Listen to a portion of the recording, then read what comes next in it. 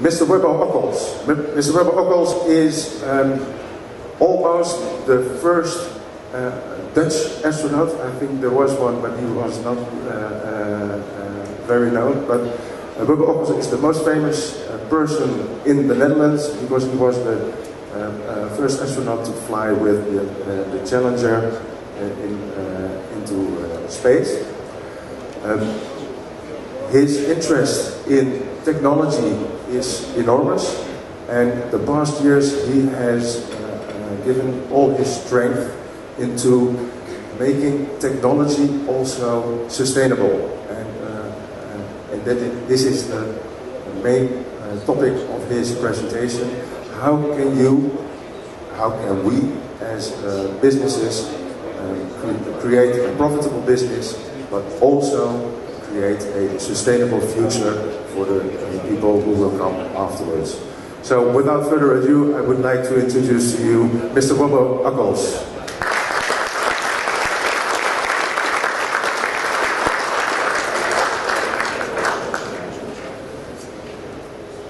Yes.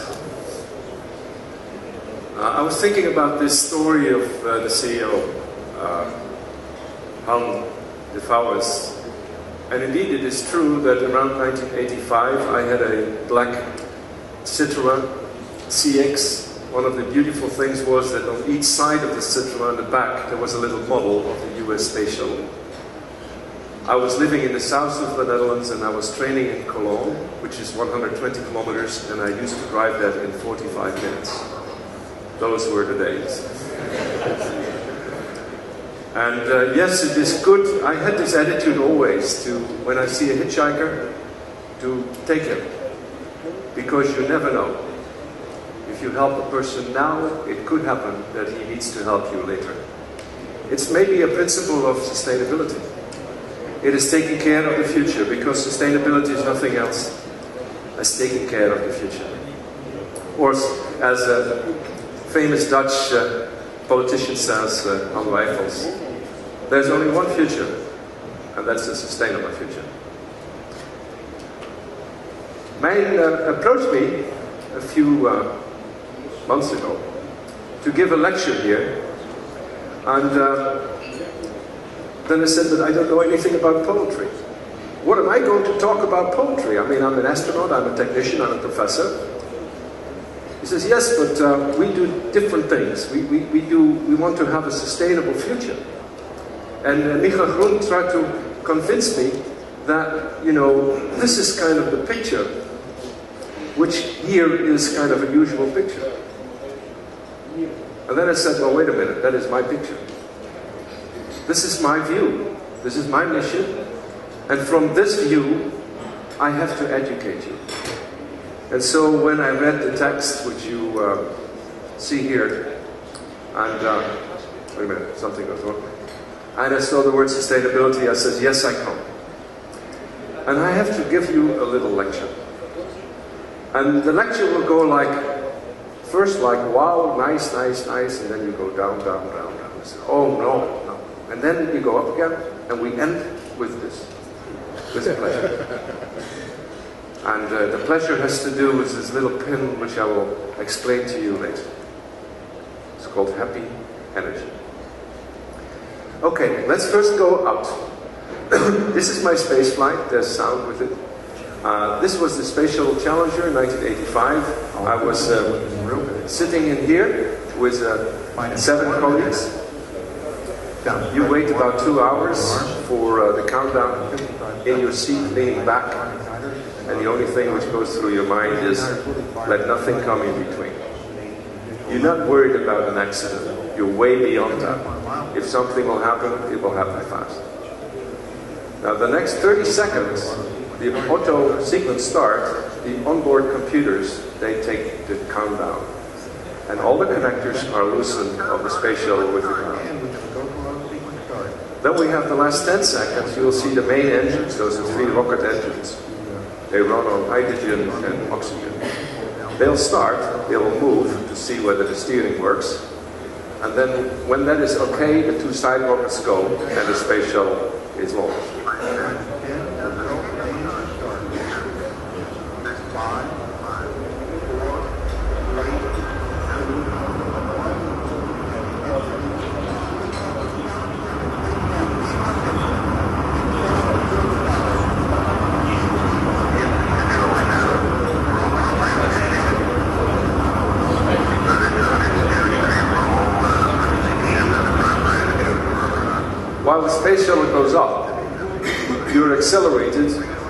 your weight becomes 3 times as heavy. You accelerate into 3 Gs. Now you have the weight which is corresponding to 1 G. One is going to be maybe with 80 kilos on the seat, another one a little more, another one a little less. Everybody has his own weight. But now it's 3 times more. If you want to experience it, it's not so difficult. You just lay on the ground, you ask 2 colleagues to lay on top of you, and you feel about 3 Gs. But 3 Gs is an enormous acceleration. It corresponds to increasing your speed by 100 kilometers per hour each second. So the speed of the shuttle goes like 100, 200, 300, 400, 500, 600, 700. It doesn't stop. It continuously to accelerate 8 minutes long. And while you just accelerate 8 minutes long, you have reached a speed of almost 28,000 kilometers an hour. At that speed, you stay in an Earth orbit. You can switch on the engine and you just turn around the Earth, while because of the turn, you want to go outbound and the gravity pulls you in, they're inbound, you stay in orbit. Now come with me and realize what goes through your mind when you look out of the window and you're in the black. When you are here, you realize, with maybe a shock, there's a phone.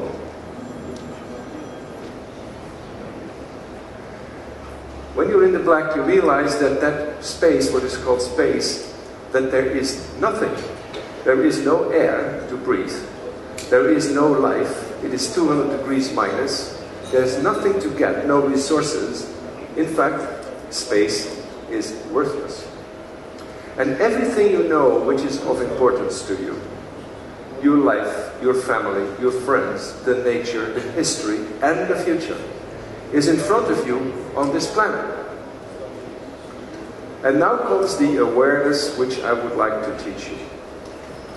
Namely, that if you walk outside here and you look up in the sky, you feel totally safe and comfortable. But when you look outside of the earth, to the earth, you realize that that sky is this very thin blue layer which you see here, that is not even 20 kilometers thick. And that's the only thing which protects you against the dangers of space. The Earth is a spaceship.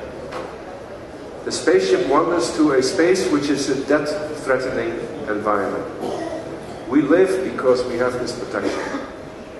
If you see it that way, you would never play games or poker with that atmosphere.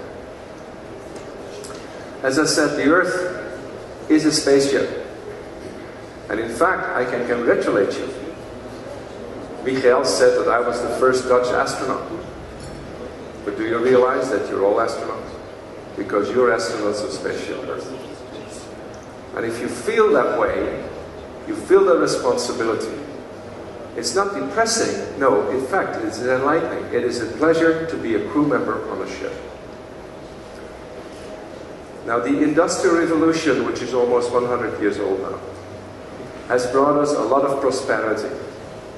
But since about 30 years, we know we cannot continue the way we were doing. And one of the main problems is the oil. Here you see a picture which shows you how much oil was discovered. Like in the 1940, Kuwait, then Saudi Arabia, Siberia. And the yellow part is the North Pole. If somebody has big expectations from all the new gas and the new oil in the North Pole, it is enough for 7 years of the Earth. We have used up almost half of all the oil. In the next 20 years, we'll use up the rest. But that's not the main problem. The main problem is that oil is a biofuel and is a greenhouse gas concentrate, a greenhouse gas concentrate. Why? Because tens of millions of years ago, little algae, they grabbed the greenhouse gas, produced long molecules, which is the molecules of the oil, went to the ocean floor, and later on this was burnt up by oil, and now we burn it. But we burn it in 10 years, which was made in 10 million years. So we concentrate the greenhouse gas which was made in the past to bring it back today in the atmosphere. And you know the result. The Earth heats up. Now the question is this a problem? Because that we change the Earth as human beings, everybody knows, but it doesn't necessarily be a problem. I mean, you will be in the inner town of Amsterdam tonight. It's a beautiful town, but it is very different than it was 2,000 years ago. Is this a problem? No. Now, what you can do to look at whether this is a problem is look at in the past. You can drill in the ice of Antarctica or Greenland, and you will find layers of snow, the old snow, deeper and deeper. And you can analyze, in this way you can find out what is normal. What was the normal level of our greenhouse gas in our atmosphere? And here you see the blue line, which goes back 500,000 years. And you see how it goes from a maximum of 280 in between ice ages to a minimum of 180 inside the ice ages. And realize that the last 50 years, 500,050, we went as much up as the difference between the ice age and the non-ice age. And now comes a funny thing. This jump is so high that those scientists which have models to predict what is going to happen come up with different predictions. Now you can look two ways at this fact. You can look at it the way the media do. The journalists. They say, you see, those scientists, they disagree. And as they disagree, it is not true. We don't need to worry. But I hope that you bear with me as a more intellectual person, and you say, well, wait a minute. They disagree because the jump is so high that it becomes unpredictable. We do something of which you do not know what the outcome is. We play poker with our atmosphere. And then it becomes more serious. You can ask the question, how long ago was it as high as it is today? And that is 60 million years ago. What was the climate? We had no permanent ice, no glaciers, no ice on the South Pole. The water level was 70 meters higher. And the climate was like a Jurassic Park. Very violent. And the animals that could live were reptiles. Not warm-blooded animals as we are, because the climate was too violent. Is that what we want? But it does go fast. One of the thermometers on the Earth is the North Pole ice. This picture shows you the development of the amount of North Pole ice in the summer until the year 2002.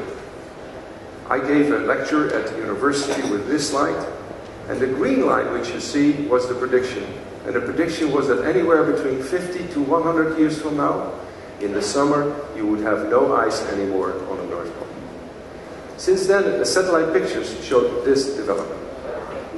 It is not going to be 50 to 100 years, it's going to be 4 years. Because of the compounding effect.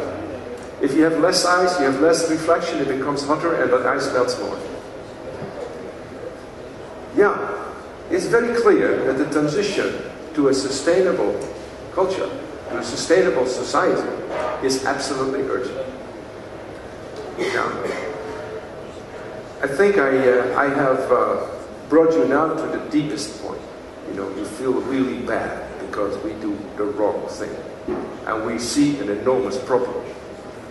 But now we start slowly smiling, because I'm going to bring you one of the very fundamental solutions.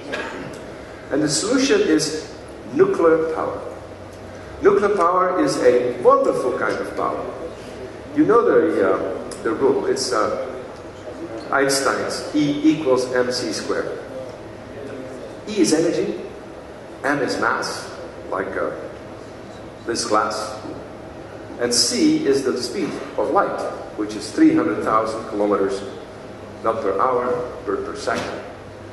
And if I take this glass and I multiply the amount of water in this glass 2 times, because it's squared with the speed of light, I get an enormous number. If I use that number, then I find out that, for instance, for the Netherlands, a whole year of our energy demand equates to 3 liters of water. That's it.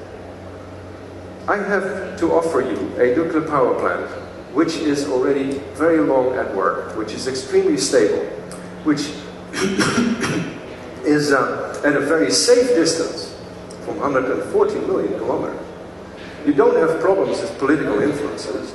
And if you're afraid of terrorist attacks, you would say, just go there, you're not going to be that.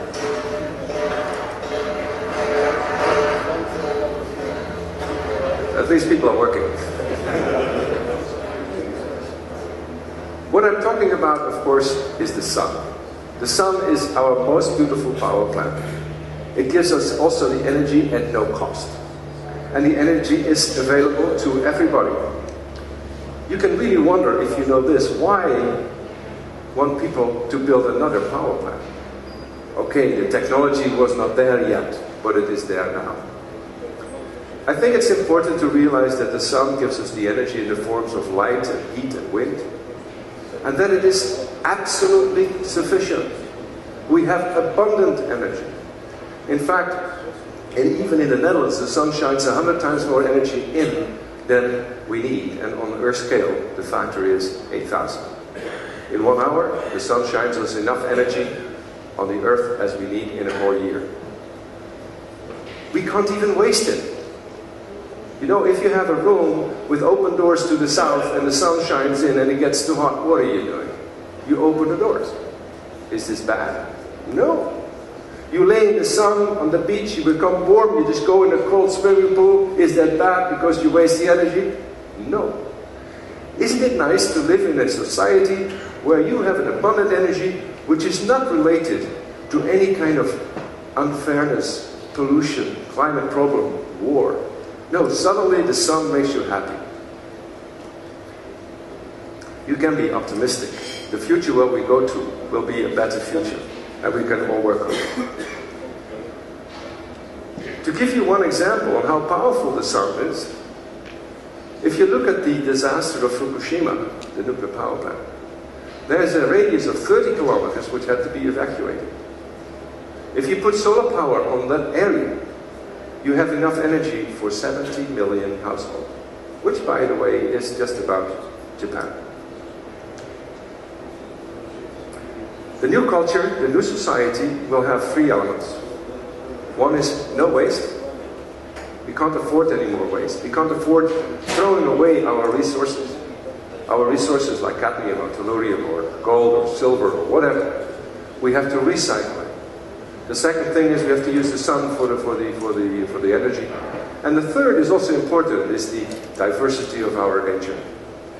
So keep those constant or make them even better. I am very optimistic because I see a very beautiful new society coming. In fact, the Industrial Revolution was characterized by chimneys. I see all the chimneys going down. We will not have chimneys anymore. We'll have production which comes supported by the biological processes, which are very diverse. And diversity, as we know, is a basis for robustness. But I'm also very optimistic because I see very closely in my work what young people are doing with this new society, with this new technology. And some of the young people I coach, and they built this car, which is a solar car, which races in Australia, 3,000 kilometers from the north to south on Australian sun. And the first time we did this was in 2001, and we became world champion. It's each 2 years and became world champion afterwards too. And even the year after, world champion, with 103 kilometers per hour average speed. Can you imagine the photographer who took this picture? He has to jump in his car, try to catch up, and the maximum speed in South Australia is 110. So we had to reduce the speeds, reduce the solar panels, and we won again. But then the third time, or the fourth time, we had a problem. We had a problem, and therefore our Japanese colleagues, they were number one. But in 2011, last year, we thought we beat Japan. Japan was the best the year before. Our car, this is a Japanese car, our car was suddenly better. I'm not saying this just out of idea. We made measurements, but the car was better. But we made one big mistake, and this mistake, I think, is significant because it is a symptom of how the global world is evolving.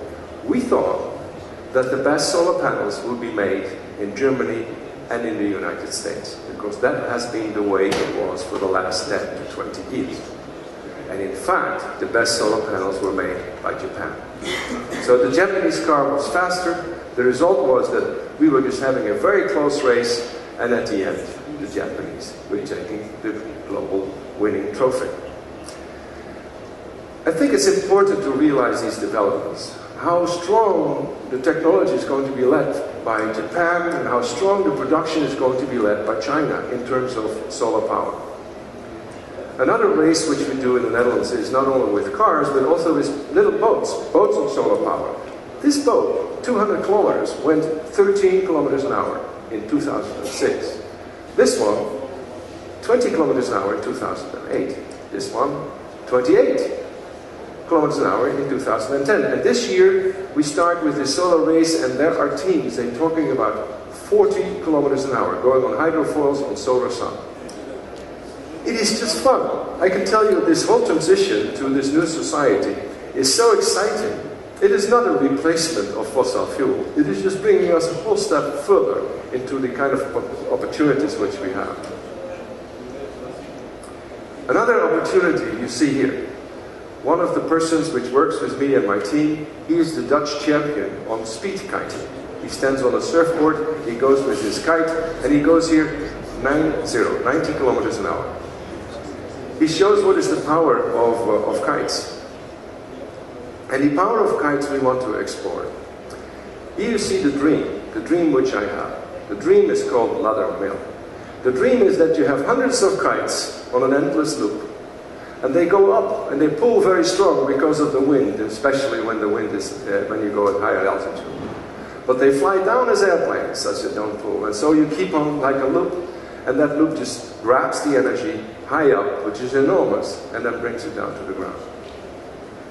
Well, not that far yet, but we do have one kite which makes us energy.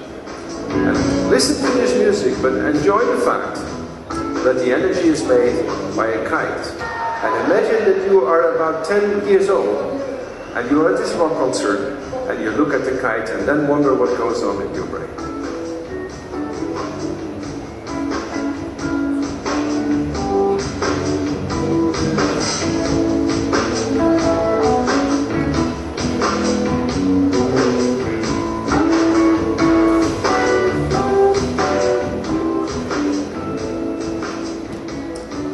I think what will go on in the brains of children which are 10 years old when they see this is fascination. You see a kite which has a gracious behavior, which is kind of a game with nature rather than expelling nature. It is so different than a chimney. This is something which makes the brain work. This is something which appeals to your intelligence of finding out new inventions. Talking about the new things you can do, one other example. I made myself a new home, a sailing home. Together with my wife, we designed this ship. It's 26 meters or 80 foot, and inside is a normal apartment. It's a sailing vessel, but the novelty is that it makes its own energy. Underneath the ship, you have two big propellers.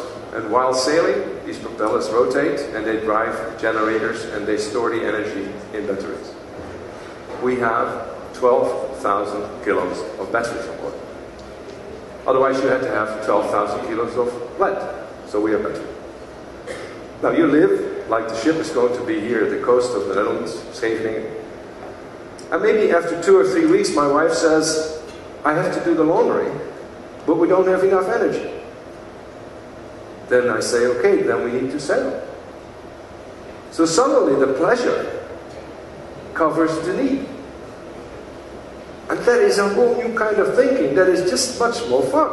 It is a big story. People come on board and says, hey, when is your energy low? Because we would like to sail with you. Rather than you have to go to a gas station and fill up and pay money.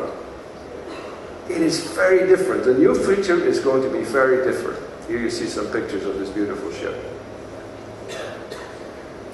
I have another example. This was my house when I came back from my space flight, and I filled it up all with solar panels. I know exactly how much you get in the Netherlands with solar panels, and it's not bad. In fact, if you would take these 4 squares and fill them with solar, then you have more energy than all the power plants of the Netherlands together. Another example, we have a big dike which is very famous in the north. It's called the Afsluitdijk. On the Afsluitdijk, which is 30 kilometers long, you have 6 meters of grassland. If you would cover that with solar, you get the same amount of energy as all the cars are using which drive on this road, which are 18,000 cars a day. Can you imagine you have a yellow stripe at the beginning, at the end of this dike, and you say, this is the 30-kilometer first energy-neutral highway? Of course, somebody say, well, but that's going to be expensive. I said, yes. But the sound barrier will be 3 times more expensive. Hey. Another example. Suppose you want to have a real fast electric car, which is the Tesla. It's a sports car. It goes up 4 seconds to 100. Then you need about 30 square meters of solar to feed that car for the 15,000 kilometers a year that you drive. The car costs you about 80,000 euros. The solar costs you not even 8,000 euros. Less than 10% in addition of your car gives you all the energy of the car which it ever needs. I told the dealer, I says, I would give those solars free with the car. It's a new thinking, it's a new pleasure. It's a new pleasure to have houses like these houses which have 0 bill on energy. 0. In the summer, the heat which comes in the house is stored in the soil. And that heat is much more heat than is needed in the winter to heat the house. The electricity comes from solar.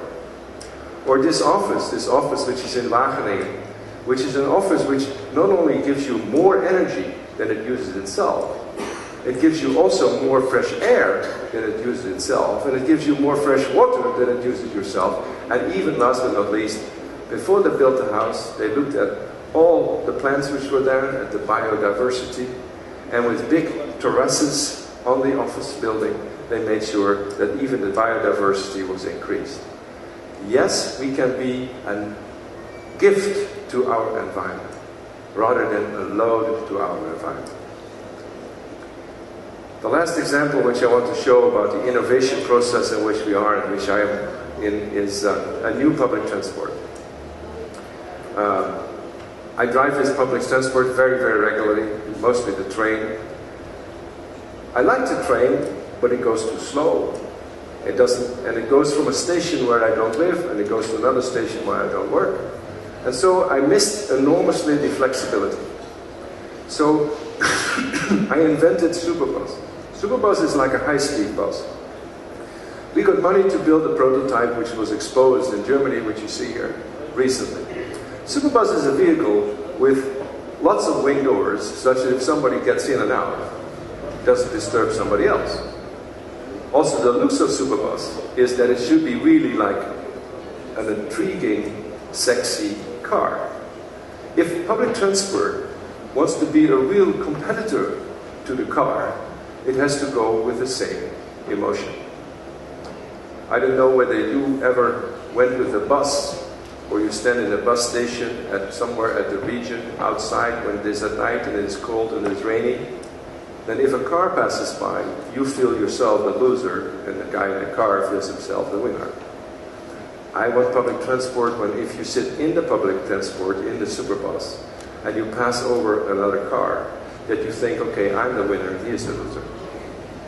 That is the emotion which is the car is built on. This is the front. It is designed by a woman, Antonia Terzi, Italian, and she came from the Formula 1 world, which is clearly visible. And here you see some pictures where it was tested. Now we are, recently we got our license plate, we can drive on the normal roads, and now we start to promote this vehicle as a new public transport. The beauty of this transport is it combines the high-speed transport, which you normally have on rail, This is done in the middle of a highway with dedicated lanes. It combines the high-speed transport with the flexibility of a road car. So we can go to villages. We can even go here and be on the parking place. As I said, it is an emotion. If you look at the logo of Superbus, it's an S and a B, where the B has become a heart, and service to your heart is the slogan. Recently, Superbus was in Assen, where you have a racing circuit. There were 30,000 people on the tribune here, and they all stood up and applauded, again to show the emotion which is behind this public transport. Here you see an artist's impression.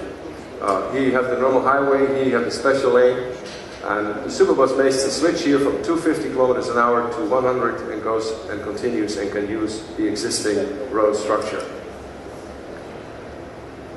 I was proud several months ago to pick up Richard Branson from the airport in Rotterdam and bring him to the place where he needed to be with Superbus.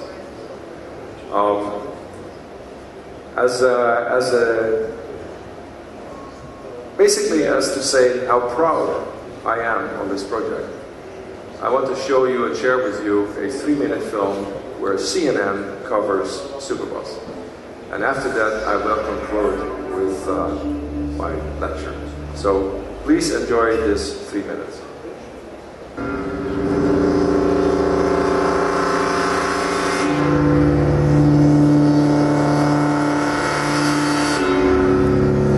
It's called the Superbus, but it's more like a 15-meter-long race car designed to carry 23 passengers in style.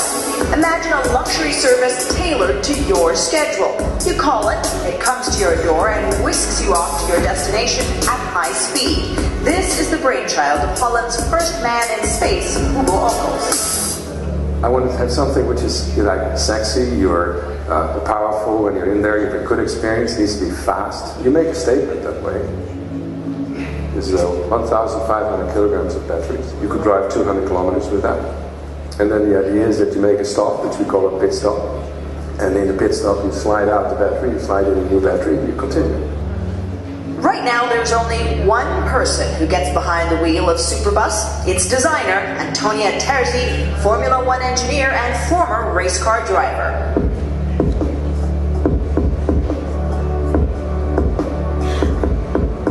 There are a number of things that really are taken to the extreme of racing level. For example, the chassis had to be very lightweight, of course, because you want to consume less energy, you want the right position of center of gravity, and so forth. I mean, a number of design decisions I had to go through. And of course, when you start to put all these holes for the doors, you create yourself a pretty big nightmare. On dedicated highway lanes, Superbus travels like a race car at 250 kilometers an hour.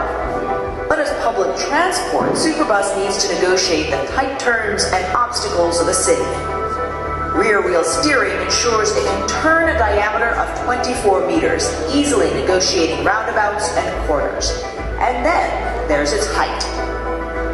When it travels at high speed, it travels on the dedicated infrastructure. And when it travels on that speed, at 250 kilometers per hour, it travels at 7 centimeters from the ground, very, very low to the ground, in order, of course, to optimize aerodynamics and the center of gravity. You wouldn't be able to run anywhere else than the high-speed track at that height from the ground. We use 6 hydraulic cylinders. The vehicle can go up to 43 centimeters from the ground. So it can move quite a bit. Now the Superbus can be configured in a number of ways for different kinds of experience. Right now, I'm in the racing car seat, complete with racing car straps.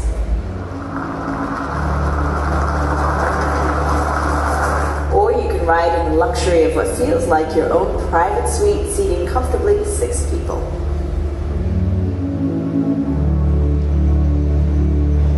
British entrepreneur and adventurer Richard Branson was so impressed that he took a ride in the Superbus himself. It's quite something, isn't it? So is it a bus, a train, a plane, or a super limo? Nope, it's Superbus, possibly coming soon to a road near you. Atika Schubert for On the Move. Yeah, you can imagine that you know, I want to show you this because I want to, such that you appreciate the transition in which we are towards this sustainable culture is driving us to make all kinds of innovations. But each of those innovations are not, let's say, boring innovations. They're not depressing innovations. No, they're enlightening innovations. They are innovations which makes you happy because you realize the future will be better. And that is the fundamental issue about sustainability. The future is going to be better.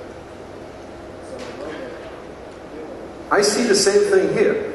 I see that Meyn also says, basically, the future will be better. You work on a new building, but you work on new processes, you work on new machines, and sustainability is a key issue. And I am convinced that as soon as you point yourself in that direction of that sustainable future, that you will have more success, not only economically, but more importantly, from a human point of view. And that is where I want to just finish off.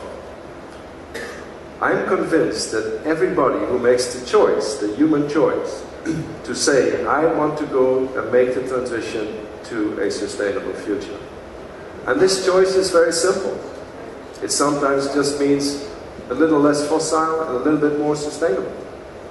It's the direction. You can't expect from somebody to immediately be sustainable, no, but it is the direction. And everybody can make this choice. And if you make this choice, you're just a little bit more happy. You just have a little bit more energy. Your story is just a little better. The chances that you get a beer for free at the bar is just a little higher. The chances that you are falling in love with a beautiful girl is just higher, I know. It is something which goes very deep, and in fact, I think it goes so deep that it is in the roots of our DNA. Because why would humankind go towards a sustainable future and survive?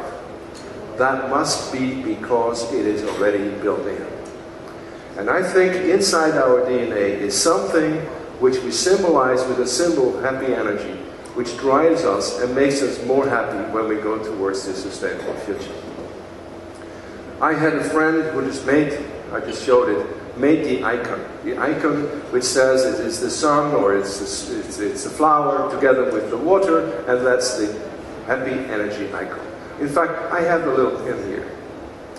And you can use it really to show your pleasure, your expectation for the future, which is going to be bright. You become an optimistic person this way. Now let's combine the two things which I said in the beginning and I'm saying now at the end. You're all astronauts of Spaceship Earth. You feel the responsibility of being a crew member of this spaceship, while at the same time you know that if you go towards a more sustainable future, you feel more pleasant and more happy. After my talk, somebody or two people will just go around and they all give you this little pin. Because I'm sure that you feel that this little choice to go to a transition for a sustainable future, everybody can make. And I really like you to feel the same energy, the happy energy. I will conclude by the fact that maybe you don't need to go as far as I did.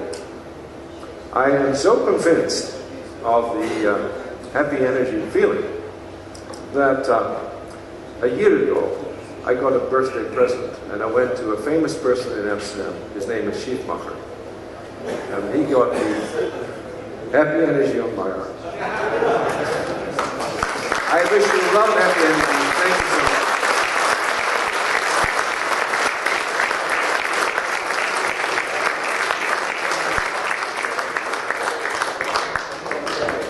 Thank you very much, Mr. Wubbo Ockels, and I hope we all got inspired by his talk that you know, it is not an option to choose for sustainability, but it's an option to make it fun. And it's fun if you achieve achievements and talk to your customers, talk to your business relations about what you have achieved on sustainability.